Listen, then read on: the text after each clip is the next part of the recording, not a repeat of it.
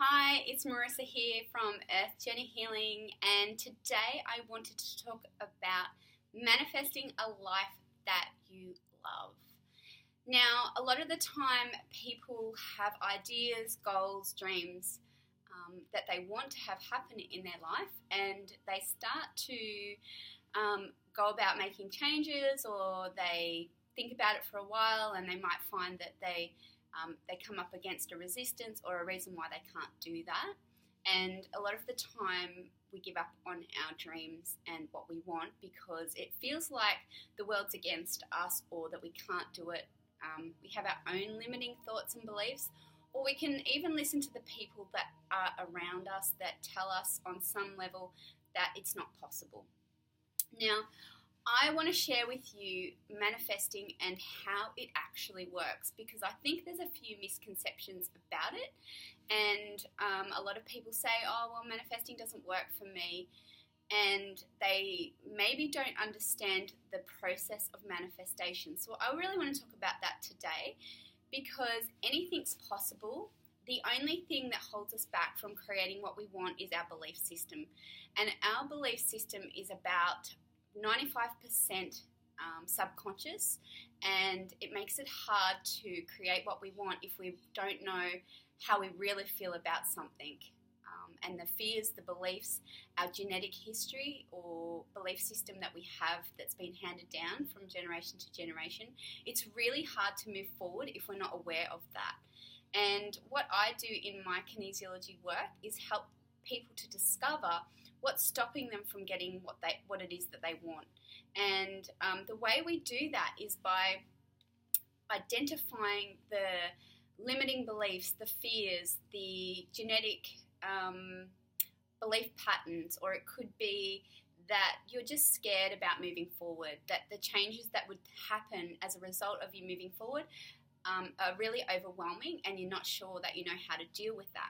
So what we do in a session is we go through a process of manifestation, I guess, which is identifying what it is that you want. So that's the first thing when it comes to manifesting. We work out what you want.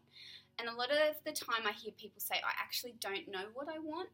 So the way that I found out what I want was through knowing what I didn't want and turning that into a positive. So if you're not sure about what you want, have a look at what you don't want, and then turn that around and make it into a goal or an intention that you can set for yourself. The next step is really about discovering your subconscious beliefs. They may be conscious, you might already know what's stopping you, but they could also be subconscious. And we look on all levels. So we look at the physicalness of that decision. Like what would happen in the physical if you were to create that? What would you have to let go of? What would you have to include? What would you have to do in order to bring that into your life? Whether it's a new job, a new person, new friendships. If you want to follow something that you're passionate about, what steps would you need to take in order to make that happen? So we're really discovering what's underneath and what's stopping you from achieving what it is that you want. So we look at the physical, we look at the mental, so how you think about things. We look at the emotional, so how you're feeling about yourself and the world around you. We look at the spiritual, which is different for everybody. It could be your connection to God, it could be your connection to a higher power, it could be just your connection to that part of yourself that knows the answer. So it's not about me telling you what the spiritual is for you. It's about you connecting with what that means for you. It could be environmental factors. So what is influencing you outside of yourself? So it could be family, friends. It could be society's belief about what's possible and what's not. And we look at also the nutritional. So how your energy is, and your diet and the food that you eat and all of that. So we look at all aspects of a person in regards to what's stopping you from achieving what it is that you want. So once we've identified what it is that's holding you back, and we start to work through that we've got a whole lot of different techniques that we use to help clear it on a body-mind level, because there's no point clearing it mentally if old emotions are stored in the body. And we tend to react on old emotions that we haven't resolved. So we can tend to recreate similar experiences because of old patterning.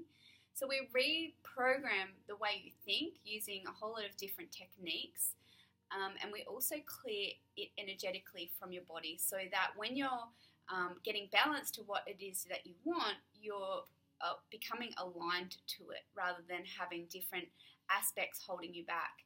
And once you start to be more conscious of it, you start to realize that you're more in control of your life than you thought you were. So once we've cleared everything that's needing to be cleared, we then see if there's anything that you need to do to maintain that balance. So it might be an action that you need to take. It might be, we use flower essences, which help to reprogram your thinking and see things from a higher perspective. We might do so there's some of the things that you might need to do after you've had a session, and it helps to maintain what it is that you want until it starts to manifest in your reality. Because what happens when you're recreating experiences, sometimes you know what you want, but you tend to look outside and say, well, it's not actually there yet.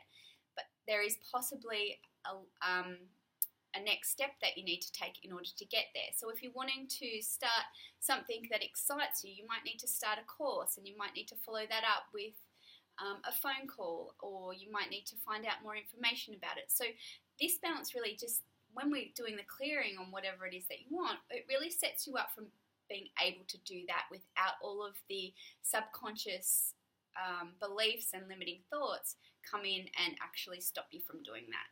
So it's really exciting when you start to understand how the manifestation process actually works and why it sometimes feels like it doesn't.